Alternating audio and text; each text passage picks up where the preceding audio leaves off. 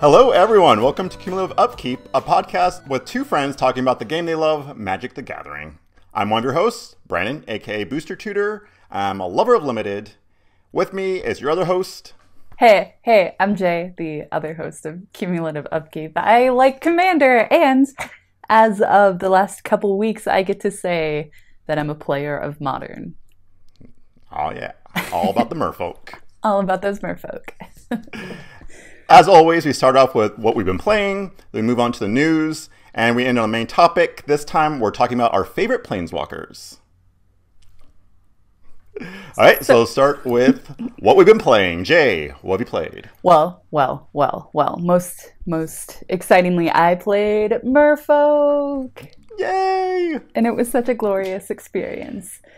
We finally made those proxy decks I've been yammering on about. Yeah, exactly. So we could try them out. So we had Merfolk, 8-rack, we had Green Whitetron, and then we had this ridiculous deck called Zombie Hunt. So yeah, that deck looks awesome and stupid. It is so awesome and stupid, and I lost to it at least once. Oh no. It's one of those decks that kind of gets you, then you're like, wait, hold on. Yeah. I think I've got it. I think I've got this figured out. Right. Either their opening hand is all lands, or they have like one treasure hunt. Yeah, right. Right. So roll the dice with that one. Yeah, but I played Merfolk way too much, and it was so good. And then a very nice gesture from my partner is he sent me a Merfolk deck, which I have right here. I'm so excited. Aww. See, look at these pudding seeds, which I'm actually going to take and play, and I'm so excited. I love Merfolk so much. Nice. What about you? I joined a sealed league for Ixalan. Oh, right. So basically what it is you get 3 packs, only 3, to build it's 3, to build a 30-card deck. Okay. And then every Sunday you go and you play, and you have a sheet, and you write who you played against, and then who won and who lost. And at the end of the league, they tally up how much wins you have, and then you get like prizes based on that and stuff. The same 30-card deck. Yeah. Oh, yeah. So the thing is, if you lose a certain amount of times, you can add a pack. Interesting. Yeah. So it's not free. You have to pay for the pack still, but right, you can try and hopefully get better cards for your deck, make it more playable. So all of them are all 5-color decks, I'm assuming. Mine, actually, I went like crazy with dinosaurs. I had the Regisaurus guy, and then I had the uncommon who, when he comes to play, deals 1 damage to all creatures, and he's like a 5/4 or something like that. Okay. And then I had the guy who makes your dinosaurs cheaper, and then I had the rare who is a pirate actually, but for 4 mana it will steal any of your opponent's creatures. Sure, right. So yeah, it was basically like, if I make it towards like turn 4 or 5, I can just, if they have any blockers, just steal them and then attack for a tons of trample and stuff. It's pretty brutal. I mean, that sounds pretty awesome. Yeah, I only got to play 1 game, but it was pretty brutal. That sounds like it's just like mini masters on steroids, right? Except you actually get a look at the cards, I guess. Yeah, basically. That's true. Yeah. And then I finally got to draft, which was interesting. So the set is like, it's really weird because it's, of the tribal, you really have to like stay in your lane once you figure out what that lane is. So I like opened the rare dinosaur, the green one, who if it gets damaged, you draw a card. Oh, rad. Okay. Yeah, so I was like, okay, sweet. And then I get past the mythic black-white vampire. Okay. I was like, pay 7 life, dude. Yeah, that one. I was like, okay, I'll take this too. I was like, I'm either going to go one or the other. Let's keep our options open. And then like, it kept going around, and I was taking black and white and green. And at the end, my green wasn't that great. So I was like, okay, let's just go full vampires.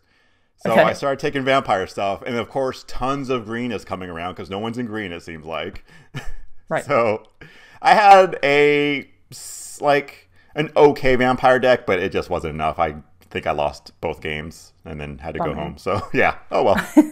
It's still fun. It's just a really like narrow format, it feels like, where you have to stick to a plan and just keep drafting it right away. Right. It's not take the best card there are and hopefully get a good deck. Ooh. But still played Magic. Exactly. So. And it was still fun, even though I lost. Right. Right. All right, let's move on to the news. Excellent. So Wizards has changed the Planeswalker redirection rule. So starting soon, we are taking away the Planeswalker redirection rule and will instead tell you on the card specifically whether the card can target Planeswalkers. All the old relevant cards will have player change to player or Planeswalker. Okay. So, I mean, not that big of a deal. It's just a wording change. Like before, Lightning Bolt would say to like 3 damage to target player, and you would just have to know, basically know that you could redirect it to a Planeswalker. So it basically only affects newer players, so they actually get to know this rule. Exactly, yeah. It's like, because that rule was a little confusing because you didn't really know unless someone outright told you. Right. Thanks for taking care of us, Wizards. Yes, thank you. It's probably something that should have been done like a while ago. But they're just like, oh, right, we forgot about that. Yeah, we forgot about that.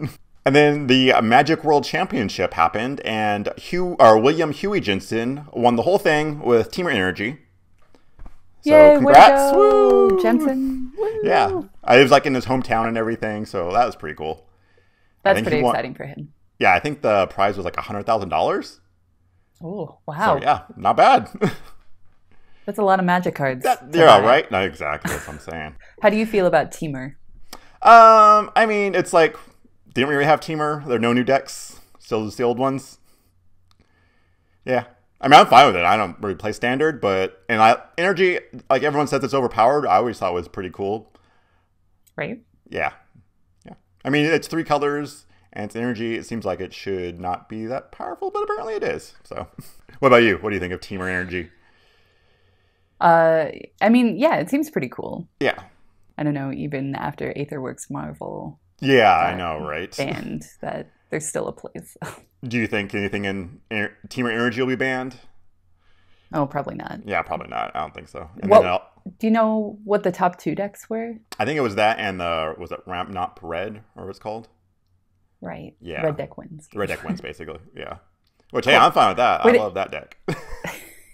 You're like, red, do your thing. Yeah. Keep doing your thing. It should always be red. Why? 3 colors, gross. just mono red. At least one of them is red, though. So, and then at the Champions, they revealed the new Magic banner. So the old banner was basically what's on the back of the cards, but like a different color. Like they've been updating it like a little bit here and there, and now they've just gone whole hog and totally redone it, and it's very, I don't know, what is it? Very digital looking. Like it looks like it's for like a digital game. Yeah. I mean, that is a description of it. Yep. Yes. Those are words I use to describe what it is. Yeah, it's I don't like it. It's a little dated looking already. Yeah, right? Like how do you release something and it already looks dated? I mean, right? That's pretty sad. It's like, oh, didn't you guys already use this before and not decide it wasn't good? No? Oh, is this new? Okay. Wasn't this around when Britney Spears was big? I mean, like... Right. Oh, man. But congratulations on the new banner. There you go. Yeah, congratulations. Maybe newer players will like it. Yeah. Because they won't know any better. Right. And pretty soon players will look at something that, you know, like the old logo banner that Wizards used to have and be like, what? That looks so dated. That looks like an antique shop. Gross. Right? That looks like Crisscross was playing on the radio when that got made. I don't know what that says about me, that was the first band that came to my mind when trying to think. You know, the grandfathers of rap, Crisscross. The grandfathers of rap. Mm-hmm. Moving on. Wizards also released some details about a new board game they're doing. Well, card/board game called Explorers of Ixalan. Okay. Yeah. Ooh. So what it is it's 2 to 4 players, and they have 4 decks, 4 60-card decks in them. There's a Merfolk deck, vampires, pirates, and dinosaurs. So the tribes of Ixalan. Good tribes. Good tribes. Exactly. Yeah, right.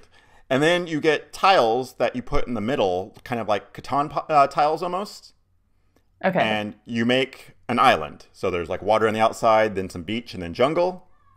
And you get 50 tiles total, and you use 30 of them so you can, mix and match and everything.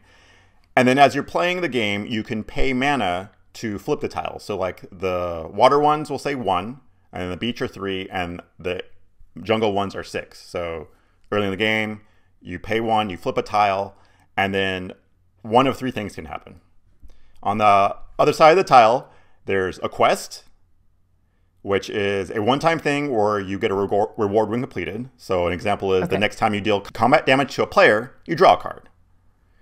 Then there's sights, which are ongoing effects. And that is at the beginning, one of them is at the beginning of your end step, you may discard a card if you do draw a card. Cool. Okay. And the last is events, and these are things that happen immediately once you flip it. And an example of that is for each opponent, destroy up to 1 target permanent they control. So I'm guessing it's just like a multiplayer game of Magic. And whenever it's your turn, if you like have enough mana, you can either play a card or pay mana to flip a tile, and then you take that tile and you get its effect basically. Yeah, I'm trying to figure out like the combination. It's like Catan mixed with not Arch Enemy, but Plane Chase. There we go. Yeah, it's kind of like that. But also like throwing the card Scheherazade in there. It's like, while you're playing this game, play this other game. Yeah, right. I like games with my games. And also, and the decks are all reprints. So some of the reprints, like the Dinosaurs, has Quicksilver Amulet and Aggravated Assault. The Merfolk has Time Warp and Threads of Disloyalty. Okay. The Pirates have Adaptive Automaton and Shared Animosity. Cool. And then the Vampires have Day of Judgment and Beacon of Immortality. Rad. Yeah, so also $65. Not rad. Not so rad. I mean, it's 4 decks with some, good reprints. Right. So, what was that, like, say $20 each? No, that's like $80 there. $15 each? And then $5 for the tiles? I guess when you look at it that way, it's a good deal. Is it though? Nah, not so much. I'll wait till this goes on sale. Are you going to get it? If it goes on sale. Like, I mean, was it the Magic Gathering Planeswalkers Arena board game they had? Where it was like HeroScape, the old one? That's like, you can do that for like $5 now. Yeah, it's on clearance like a lot of places, sadly. That's why I love Magic. I can find all its other supplemental stuff on clearance. There are action figures. You have to pay $20 for one piece of cardboard, but you can pay $5 for a nice piece of plastic. Exactly. There you go. See? It all evens out. Right. It justifies me paying so much for cards. All right. And that's it for news. That's it for news. I know, right? Not too much. Let's move on to our main topic, our favorite Planeswalkers. Planeswalkers. Woo! So we've each picked 5 Planeswalkers. And would you like to start with your 5th favorite Planeswalker? Yeah. Okay. So number 5, he's kind of a dick. Sorry, not gonna lie. Nothing wrong with that. Couple of minor dicks. Well, I mean, he okay, it's Raul Zarek. What's funny is like there's so many you could have chosen. He's kind of a dick. Which of the 20 I have chosen from? Right.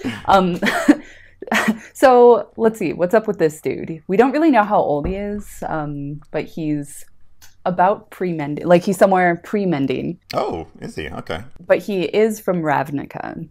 We do know that. Yes. He's like a cool trickster, which is part of the reason I really like him, because I think like both his card mechanics, because he's only on 1 card, but his card mechanics and just like himself is like the trickstery, steampunky Izzet that we all know. And so that's the reason I chose him, because I feel like he really embodies Izzet, and who doesn't love a good trickster, tinkerer, slightly steampunky person. Right. So yeah, like I said, he was a researcher from Izzet, and he was trying to figure out the ancient codes that were helping them like decipher what they should do with the maze in Return to Ravnica. And then he like kind of like blew some stuff up, and by stuff I mean people. Oh, that's not good. Yeah. No, I told you he was a dick. And then Niv Mizzet was kind of like, he pissed Niv Mizzet off for doing crappy things like that. Niv Mizzet's usually a cool and calm guy. Oh, yeah, right. But also while he was doing this like experimenting and stuff, he kind of got it in his head that he was too good for Niv Mizzet. He was like, I can, you know, be on my own. I don't really need you. Like, that's fine. Yeah, right. Come on. Can you imagine those two egos in the same room? Oh, jeez. Like, I feel like I'd be at a dinner party with Niv Mizzet and Ral Zarek, and I'd be like thinking to myself, I'd be like, oh yeah, God, you're so pretentious. Like, I'm just gonna go over here and like try to talk to this guy, and I'd be like, oh yeah, like small talk, and he'd be like, oh yeah, the small talk I'm gonna talk about is, do you know how fabulous I am? And I'd be like, no, sips martini, leaves. You're like, let me introduce you to someone, and then they just like talk for the next 5 days about themselves. Right, exactly. Okay, so yeah, so dude bro goes and like figures stuff out, and then he comes back, and Niv Mizzet is like, oh, the guilds need to work together, and Ral Zarek's like, yeah, okay, I'll be the maze runner, and Niv Mizzet's like, actually, I made this thing while you were gone, and it's gonna be the maze runner, and then Ral Zarek was like, what? And so Niv Mizzet, Melik, I think is the name, the weird. Yeah, so he was the maze runner. Oh, okay. And Ral Zarek was like, I'll accompany you. And they go do stuff. And then Ral Zarek literally kills him by like sucking him into his bracer. Right. And all that goes on. And then the last we've heard of him, Nicol Bolas, you know, the other dragon that also has a pretty giant ego. He traded up. Like, Tezzeret. Right. Tezzeret, go get me Ral. So we'll be seeing more of him, hopefully. Yeah, we'll be seeing more of him. And like I said, there's only one copy of him. 2 red and a blue. Tap target permanent, then untap another target permanent. That's his +1. And then his -2 is he lightning bolts. Nice. And then his -7 is like the most is-it thing ever. You get to flip 5 coins and then take an extra turn after for each one that comes up heads. It's so dumb, but I love it. It's so dumb. It's like it's the most is-it thing ever. Right. Okay, so what's your number 5? My number 5 is a Johnny. Woo! So Johnny was born on Naya, and in his tribe he was an outcast because all his fur was white. I guess that's like a not good in there. But his brother Jazel, I'm not sure how to pronounce his name. He was like the best warrior in the tribe, so they kind of tolerated a Johnny because they didn't want to make him mad or anything. But it turned out a Johnny was like a really good magic user and like a healer. So he kind of, you know, did his work in the tribe and kind of kept to himself and everything. And then his spark ignited whenever his brother was assassinated. So right when his brother was assassinated, his spark ignites and he planeswalks accidentally to Jund, and he meets Sarkhanval there. Okay. And Sarkhanval is like, hey, you know what's cool? Red mana. And you know what's really cool? Vengeance. So that's how we get a Johnny Vengeant. And he's on the hunt for his brother's killer. And he planeswalks to Bant, where he meets Elspeth. On his quest to find his brother's killer even more, he runs into Nicol Bolas. And Nicol Bolas is like doing something with a Conflux War. He wants to absorb all the energy of the plane or something like that. And a Johnny, knowing that he can't defeat Bolas, he absorbs like the rest of the energy that Nicol Bolas didn't, and he basically banishes him from Alara, which is the plane where like Bant and Jund and everything are. Okay. So yeah, and then like so he's like cool. He has all this like vengeance. Then I gotta do the greater good. And then after that, they kind of make him like this wise old side character who's just there for like telling you what's right and wrong, and like I don't know, they kind of made him boring to me. But I did like him during this time. He's like a grumpy old mentor. Yeah, he's kind of like they're like, whoa, we should rush into battle. He's like, hold on, children, like that type of thing. You're like, oh boy. Like, remember when you were cool and you'd be right there with us? Come on, blowing Johnny. Nicol Bolas away. Yeah, come on, you used to be so cool. He like has a staff and he's like, hold children. Sit down, let me tell you about the story of the Cape. Oh god, not again. It's like the 5th time this month. Right? So what's crazy about Johnny is he's had 7 cards. 7? What? Right? He's had 3 white, 3 green white, and then 1 red white. Okay. They've been a Johnny Goldmane, a Johnny Steadfast, a Johnny Collar of the Pride. Those are the 3 white.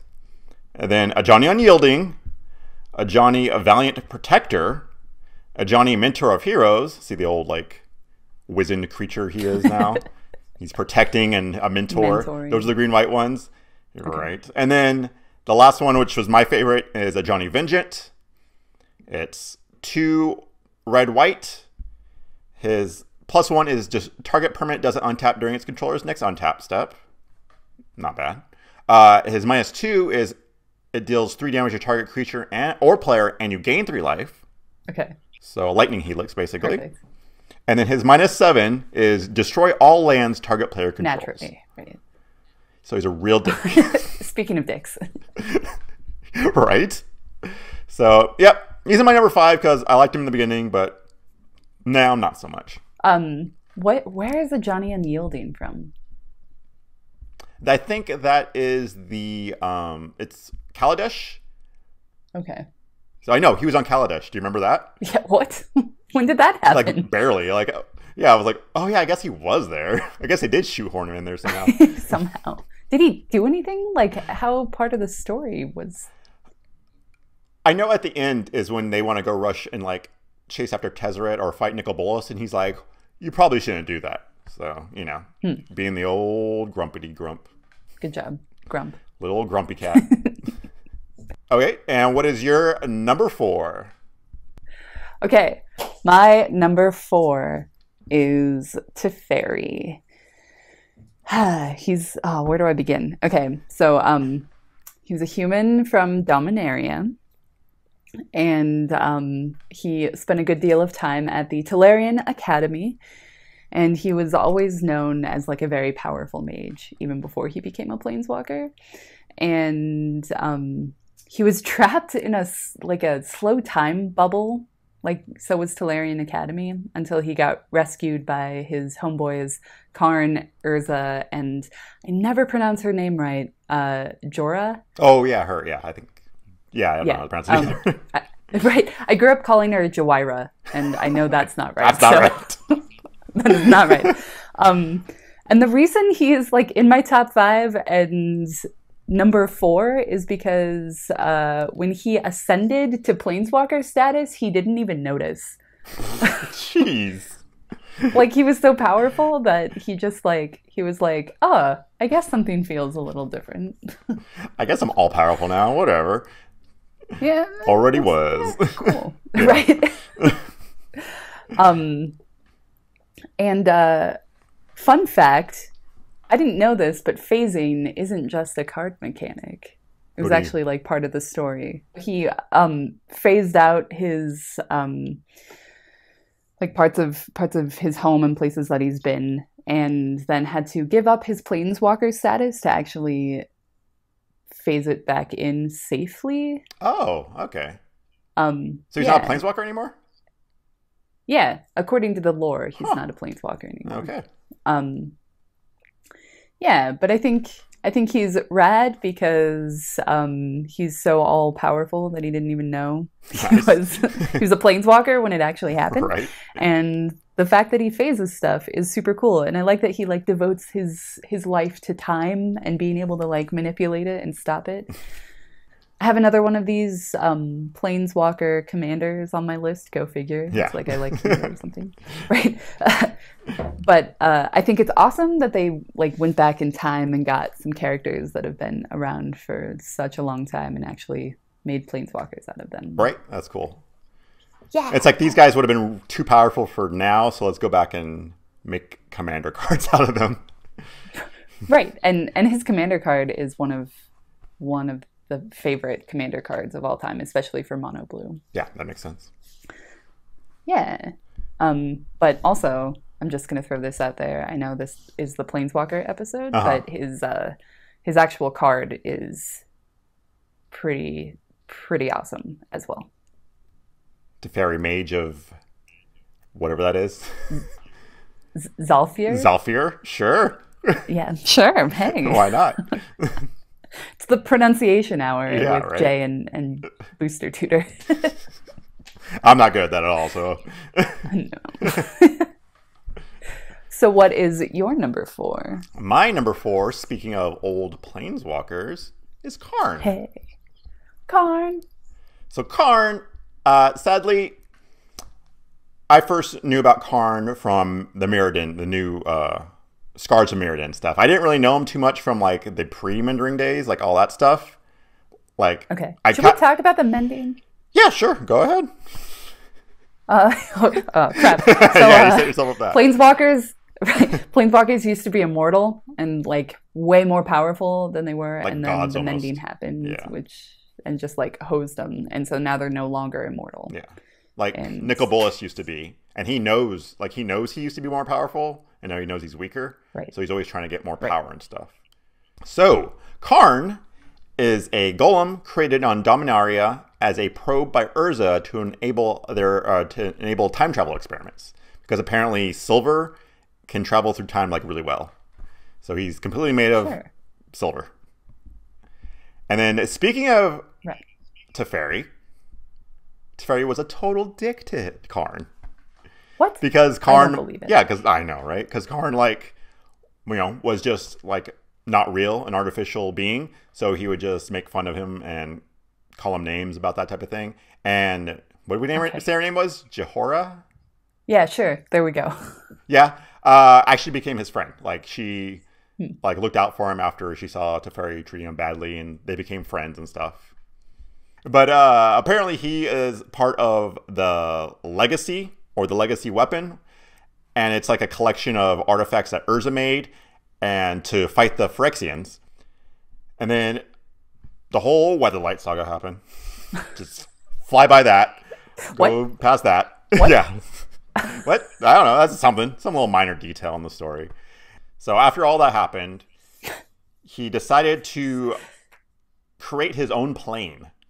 So he created Mirrodin. Okay. And then he gets called away to help Jahora, Teferi, and Vincer fix the time spiral. Right. Like that whole block. Like, time's gone chaos. They got to close all these time holes and stuff. And when he returns, he had put a warden into charge of Mirrodin, but that warden got corrupted by Phyrexian oil. And that was Mimnarch. That all happens. So that. He finally gets back in, and Phyrexian oil is like corrupting the whole plane. He gets corrupted. The Phyrexians are worshiping him as father of the machines. And then eventually Elspeth, Koth, and Vincer go to find him. And Vincer gives up his spark to restore Karn. Okay. And then he fights. They all try to fight to restore the plane, but they can't. And that's the last we know of Karn.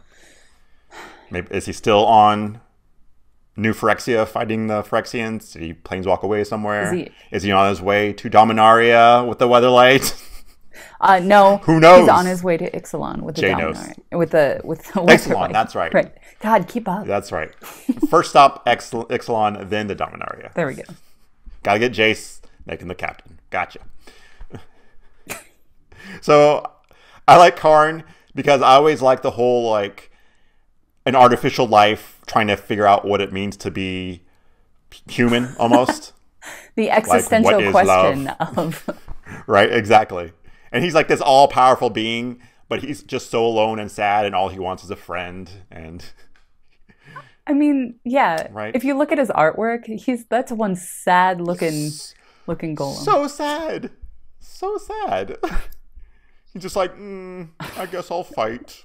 So there's like a few cards. There's the Legacy Weapon art that depicts him holding Urza's head, and it has like all the artifacts around him. Sure. I love that art. It's just really crazy looking. What a cool dude. Yeah. Right? Right? And there's some reminder text in the Xanthic statue, I think it's called. Okay. It's an artifact, and it says, "Until you have lived as a statue, do not talk to me of pigeons." What? Right? I don't know. And also, much like Teferi, since he was a pre-Mendering planeswalker, there is a card for him before the planeswalker type called Karn Silver Golem. Yeah. So that's cool that they have that. Right. And then, of course, from New Phyrexia, Karn Liberated, because he's freed from the Phyrexian oil. Right. He costs 7 mana. Oh, man. Which I remember when that came out, people were like, what the hell? That's crazy. 7 mana. That's never going to see any play, which it totally did. Right. And his +4 is target player exiles a card from his or her hand. Oh, okay. His -3 is exile target permanent. So you just pick any permanent, exile it. And then his -14 is restart the game, leave in exile all non-aura permanents cards exiled with Karn Liberated, then put those cards onto the battlefield under your control. Karn is so great. Right? So it's like everything you took from your opponent, you restart the game and you get all that stuff into play and you win, basically. And so crazy. This is welcome to Modern. It's yeah, just Karn. basically, right? Right. Tron, yeah. 7 mana ain't nothing in that deck. Right, exactly. So what's your number 3, Jay? Okay, so number 3 is Tamio. The Innistrad Moon Sage that we see in there. She's from Kamigawa. That's her original plane. And she's a researcher. So she's just like trying to record stuff. She's trying to seek answers. And I mean, how cool is that? Just like an intellectual... That's a cool idea for a Planeswalker. Right? Intellectual academic taking down notes. Like, it's not like, you always see it like, oh, I'm traveling these planes to fight. And this is just like, no, I just want to like observe all these different planes and record them. Like, that's awesome. Right? How cool is that? Yeah. Right. So she first went to Innistrad. Like, that's the only plane that we've actually seen her on, even though she's from Kamigawa. Yeah, that's weird. Yeah, right? Yeah, right. They're like, let's not acknowledge, we'll slightly acknowledge Kamigawa. Yeah, right. And also, like, Tybalt is from Innistrad, so that's, a thing. Let's not talk about him. Yeah, we're not going to talk. He does not make this list, by the way, just to tell you. I was so tempted. Right. Anyway, we're not talking about him. We're talking about Tamio. So she was first on Innistrad to study, like, she's fascinated with Innistrad's moon. Okay, makes sense. The silvery nonsense up in the sky. And first she was like studying the werewolves and why they're so affected by it. And so that's cool. And she was also studying Avacyn and the Hell Vault and all of that nonsense. And so she was pretty much just a researcher, just doing her thing, being by herself, not bugging anyone, just observing. And then Shadows over Innistrad came, and yeah, everything got real. And she went from being an observer to actually kind of having to help and be part of this. Punching things. Yeah. and punch things, yeah. Yep. Punch that moon. Right. So Jace convinced her to, talk to Nahiri. And yeah. Right. Yeah. So that all happened. We're pretty well aware of how that all went down and why the moon is so interesting. Exactly. Right. But I also wrote down a couple of like some of the stories that she has written down. So like there's one that originated in Kamigawa. That's He Who Frightens the Sun. And then one that originated in Mirrodin, about the mirror. Oh. Yeah. And then she's also observed. So she's been there. Right? She's also observed a story called Winter's Howl. And it's basically a woman losing her husband to the cold. So, I mean, Ice Age is probably the best guess as to where that's from. That makes sense. Unless we're going to an ice planet or ice plane. I know. Hoth. And right. I love the clues and Tamia's journal from Shadows over Innistrad and how they kind of like gave a reference to like what's actually coming in the story, kind of like the guild gates in Return to Ravnica. Yeah, so she's just cool, and she has 2 different versions. Speaking of Bant, she's Bant, in the form of her field researcher, or she's mono blue, which is my choice for coolest Tamio. Is her first version.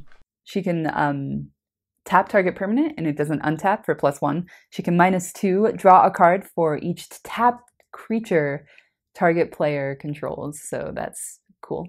And then her -8 is you get an emblem with you have no maximum hand size, and whenever a card is put into your graveyard from anywhere, you may return it to your hand. Jeez. She's okay. so cool, right? That sounds like a good commander card. Holy crap. Yeah. I mean, she's fine. She's fine. She's okay. She's aight. She's aight. Oh, man. Okay, your number 3? Right. My number 3 is Kiora. Ooh, yeah, so Kiora was born on Zendikar, and her spark ignited when she was eaten by a serpent.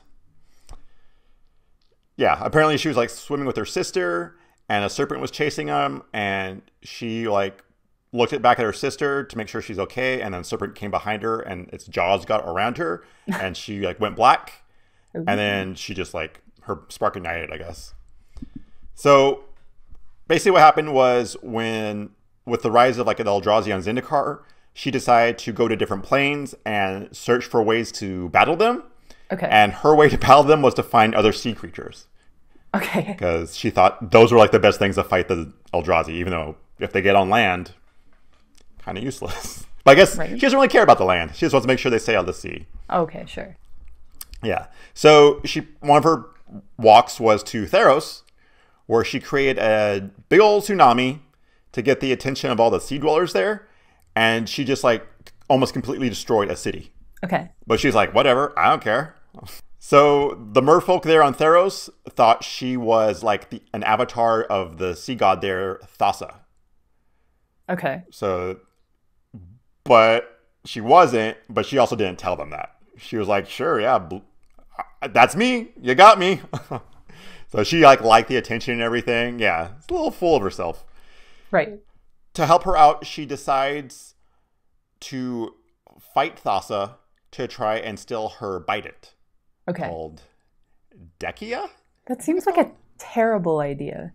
Yeah, maybe she didn't want to like defeat her, but just to distract her enough to try and steal the Bident. But still, like I said, she's full of herself, it seems like, and only has one goal in mind.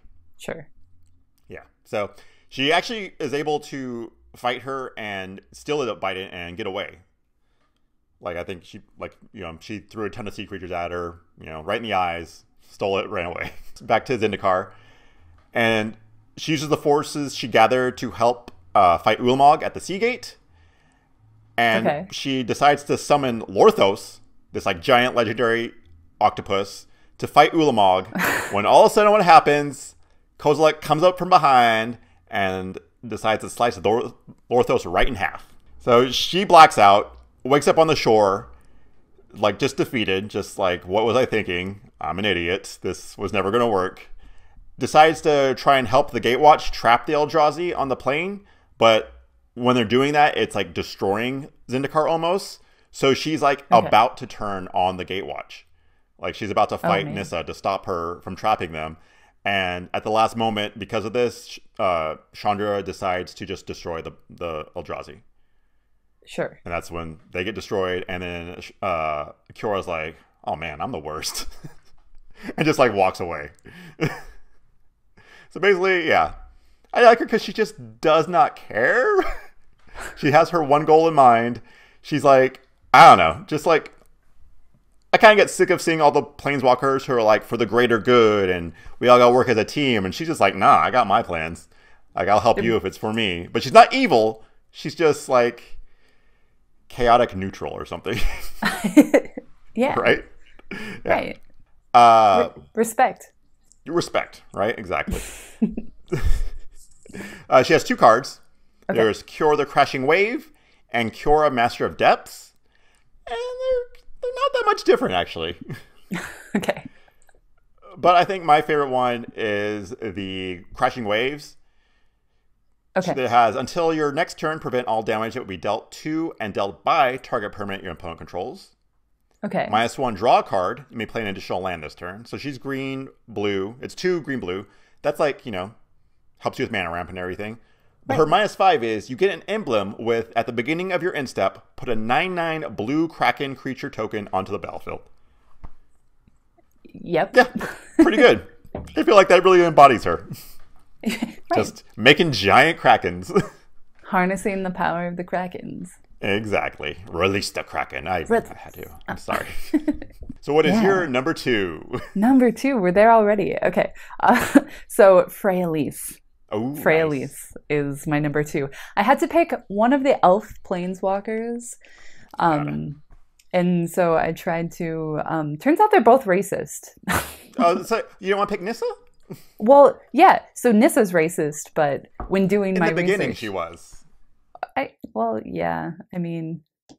You know, okay. Quick rant. Like, redemption arcs, like, only go so far. Like, people keep trying to say, like, Jaime Lannister is super cool, still shoved a kid out of a window. Like... Right? Yeah. Like, they try and, like, manipulate with that, but it's like, dude, he did a lot of bad things. Yeah. Even after his redemption, he still did a lot of bad things. Right. Yeah. Nissa, no matter what she does, still racist. Right. Turns out Freyalise is pretty racist, too. Because in all of her, she saves a lot of people. Turns out most of them are elves. Oh, look at that. What a coincidence. Yeah. But she's only a half elf, so I'll just like put that out there. Interesting. Yeah, half elf from Dominaria. No. She was actually originally a fire mage, but then like got into this little battle and was killed by a green spell. And so that was like the most recent thing in her mind when she ascended to being a planeswalker. That's weird. Yeah, right? So she turned from a red mage into all-powerful green planeswalker. Green mage, yeah. Okay, sure. Right. Like you do. Yeah. And she's another one on the list that's like super old. Yeah. But has like her card is more recent. So she's like super old in Magic's history, I guess. Yeah. But only recently has a card.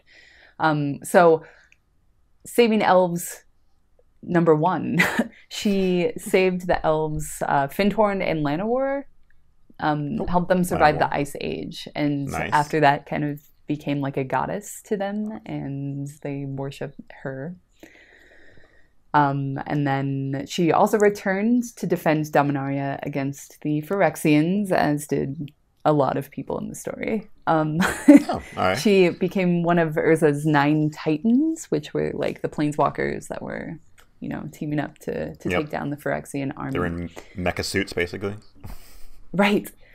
And turns out they had a plan A before the legacy weapon, I guess, which was like they set all these bombs that they were going to blow off. Yeah. Oh, that was the dumbest. Right? Because it's like he's just about to press the button and he's like, you know what? I like these guys. They could be cool. What? And then just leaves them. Urza. God, what is wrong with...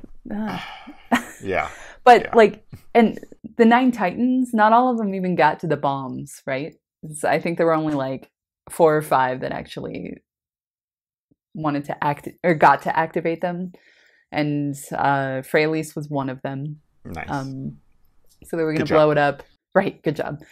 But then they didn't, and then the legacy weapon came in and saved the day, and so we all know how that worked. Yep. Yeah. And then that ended. And then she also saved the elves of Sky Shroud at a different point in time, and kind of like remembered Teferi and like giving up his planeswalker status to help out, and did the same thing basically. Oh, okay. Oh, so like a lot of people have done that. A lot of planeswalkers have done that, apparently. Weird. Okay. Yeah, and she's one of them. And she only has one version, and it's the Wonderful Elf Commander, which is 3 and 2 green. You can +2 her to create a 1/1 elf druid that is basically Llanowar elf, taps for a green. You can -2 her to destroy target artifact or enchantment, which is awesome. Yeah. And you can -6 draw a card for each green creature you control. Jeez. So, okay, yeah, that's a good card. Yeah. She's her own engine for creating green creatures in 1/1 elves. Okay, what's your number 2? And wait. She's got that cool eye patch. She Oh has a yeah. cool eye Oh yeah. patch. That's like part of her aesthetic. Yeah, she just Right? wears the eye That's patch. awesome. I couldn't actually figure out why, like if she lost her eye to anything, It's probably fine. She just want to look badass. right? If I could pull off an eye patch, I mean, I might do it. Have you ever tried? Yes. It's in one of my a couple of my videos actually. I have an eye patch. Look it up. Well, okay, They're my team sealed one. cool. And now let's move on to my number 2, who is Sarkin Vol. So Sarkin was born on Tarkir, which we all know from Khans of Tarkir. There he was a general for the Mardu army, and in one of his battles, he like heard a dragon voice speak to him, and then all of a sudden he unleashed this like spell that like sacrificed all his men, but also destroyed all the opposing army's men, and then his spark ignited. So it kind of like calls back to his Sarkin the Mad, where you sacrifice a creature to make a 5/5 dragon. Okay. When this happens, he decides he needs to find a worthy dragon because, you know, his whole plane was like born on dragons, but they were all wiped out. So he wants to find a worthy dragon to pledge his allegiance to.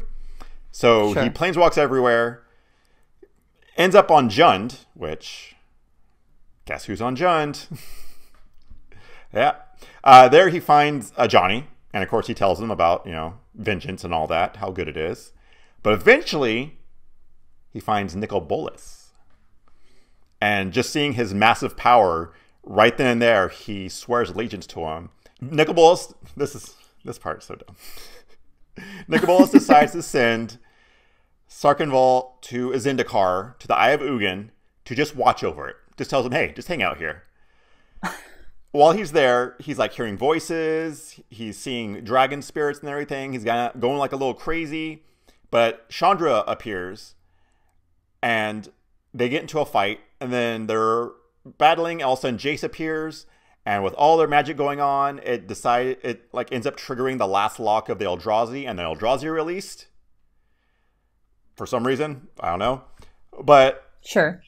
Sarkin decides to take a piece of the Hedron and like take it with him to show Nicol Bolas, and like he's going up back to his lair. He thinks he's like going to get, you know, scolded because he's failed him somehow. And it turns out Nicol Bolas, this was his plan all along. Dun, dun, dun. Oh. Yes, he somehow masterminded this whole thing. So he like, Sarkin like is like disillusioned. He doesn't really feel like Nicol Bolas is like worthy because he's just a weird dragon. Like he's like, this is how dragons act. So he returns to Tarkir to try and like set his mind right because he's still hearing all these voices and everything.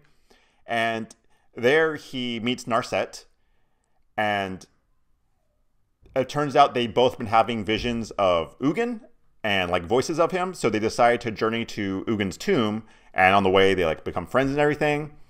And at Ugin's nexus, Sarkin Vol is about to step through it, and Zurgo, some guy from the Mardu army, appears, and he fights Narset and kills her, actually. Oh, and no. Just then, I know, right? Just then, Sarkin Vol steps through, and he's transported to ancient Tarkir. So this is like the Fate Reforged set, basically. Right. So he travels back there. He figures out where he is, and he's like, oh, I got to fight an Ugin. So he's traveling to Ugin, but at that time, Nicol Bolas appears, and he sees them fighting in the distance, and he's trying to get to him, but he doesn't reach him in time, and he sees Ugin fall. So he gets to Ugin, so he pulls out the Hedron that he had, and somehow concocts it to suspend Ugin in time so he can heal.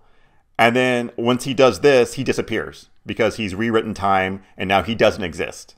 So Sarkin just doesn't exist. For apparently a little bit, because then he reappears in an alternate timeline of the back to present day Tarkir, where the dragons are still alive, and this is Dragons of Tarkir, basically. And his mind is all fine now. He doesn't hear voices anymore. He's become Sarkin Unbroken. And then Narset is in this timeline as a Planeswalker, so she's back alive. Though she doesn't remember him, because he doesn't exist, technically. So I like him because he's like a Planeswalker who like was looking for someone to like tell him what to do, like be a mentor. And then he kind of lost his way because he chose poorly with Nicol Bolas, and it makes him kind of go crazy. And then he finally decides that, like, I'm going to help Ugin. I'm going to get things right. And like now he's back being whole. So hopefully he'll be a better planeswalker instead of just a little like underling who does whatever someone says. And hopefully. Yeah. So he's had 4 cards. They're Sarkhan Vol, Sarkhan the Mad, Sarkhan the Dragon Speaker, and Sarkhan Unbroken. And I wonder if he has the most color variation. I think he actually does. Yeah. Yeah. Because that's like cool. All the colors except for white. So unless you count like, is there a 5-color planeswalker? I don't think there is yet. I don't think so. Not till they make the Sliver Queen a planeswalker. Good. And my favorite is Sarkhan Vol, OG. His +1 is creatures you control get +1/+1 and gain haste until end of turn. -2, gain control of target creature until end of turn. Untap that creature, it gains haste. And -6, put 5 4/4 red dragon creature tokens with flying onto the battlefield. Pretty simple, but I just like that card. Yeah. So I can't stop thinking about Sliver Queen. I know, right? I've always thought that. I'm like, they need a 5-color general or a 5-color commander that's a planeswalker or just a planeswalker. I'm like, what better than Sliver Queen or something? Ascend her. Like, do it already. +1, make a sliver. -2, something. -8, get all your slivers. There it is. Good. There it is. Made Done. a card. You made a card. That easy. Okay.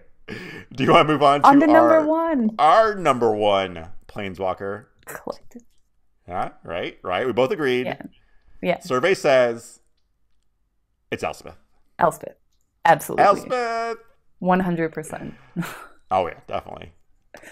So Elspeth was born on an unknown plane, like never named it, but it was dominated by Phyrexians.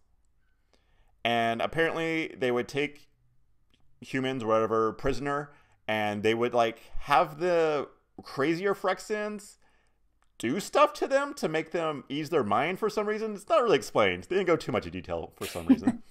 But when she's 13, she's a prisoner, and the warden comes to take her, and all of a sudden she just like, in her fright, just casts a spell and planeswalks away and ends up in Theros. Apparently, when she originally came to Theros, she saw a fight between Helios and Perforos.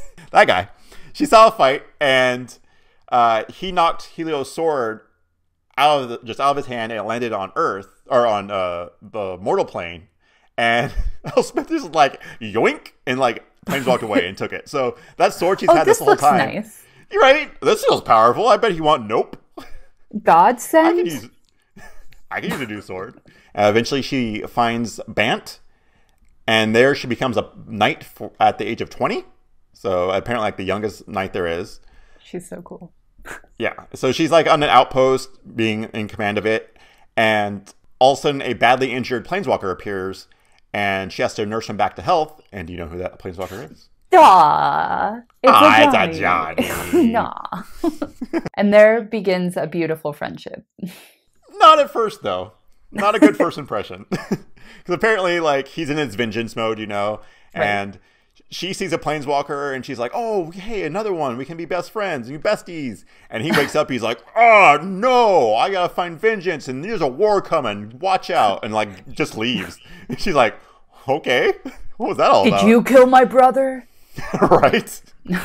And then all of a sudden, the forces from Grixis on Alara start to invade her castle, and they're overwhelming her.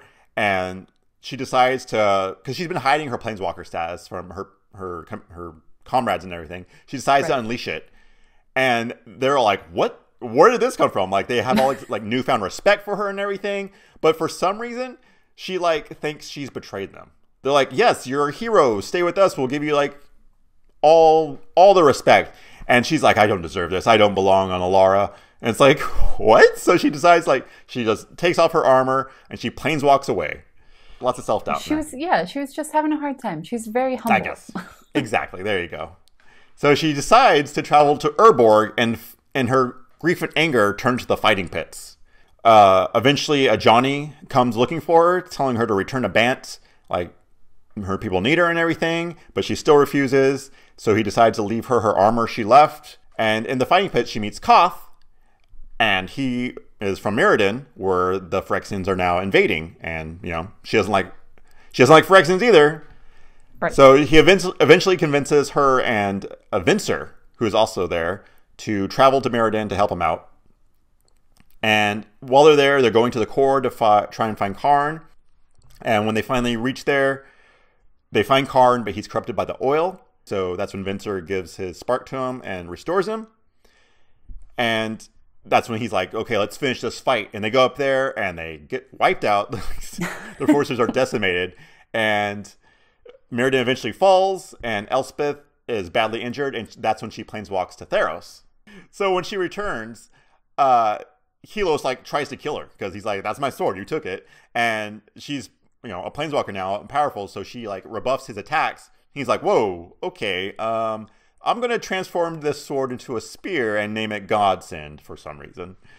So, yeah, don't know. He's just like, he's kind of afraid of her, and he also wants to get her on his good side because, you know, he's like probably like someone that powerful to be on his side.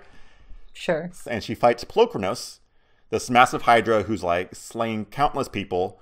And with the help of Daxos, they're able to kill it. And that's when she's championed as a hero of Helios. What's wrong? What is it? Oh, I thought you were going to get into the whole Daxos Elspeth thing. We'll get there. We'll get there. No, stop. You have to. It's part of the story. Do we have to? We could just skip forward and say she died honorably. No, because her and Daxos become close and realize they have feelings for each other. No. Is that so bad? What could go wrong? This is the worst. No, what could go wrong? She's finally found happiness. She's found a home. She's found a love.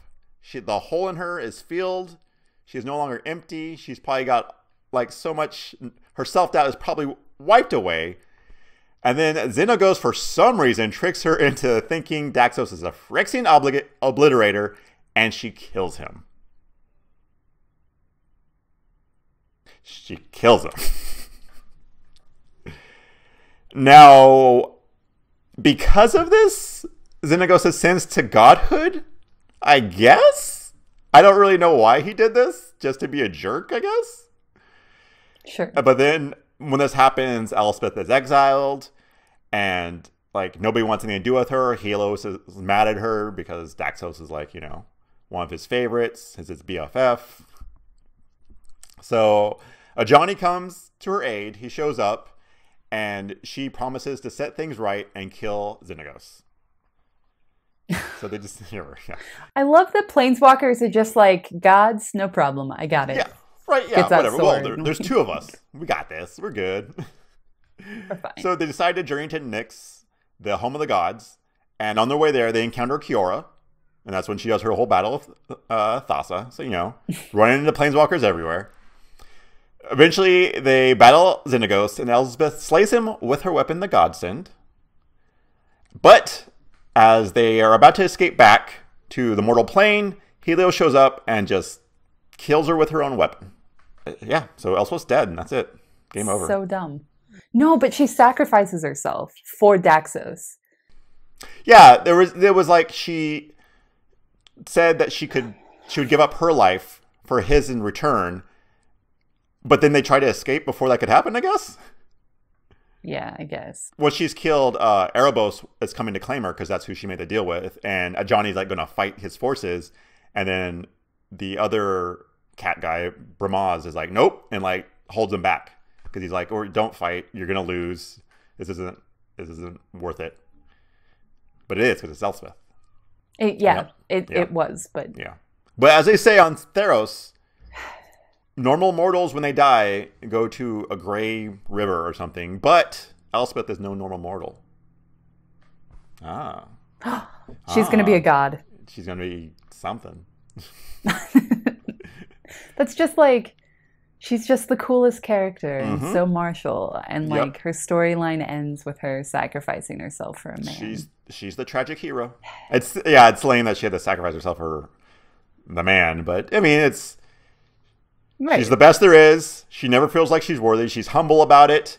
And then just when she thinks she's found happiness, it's taken away from her.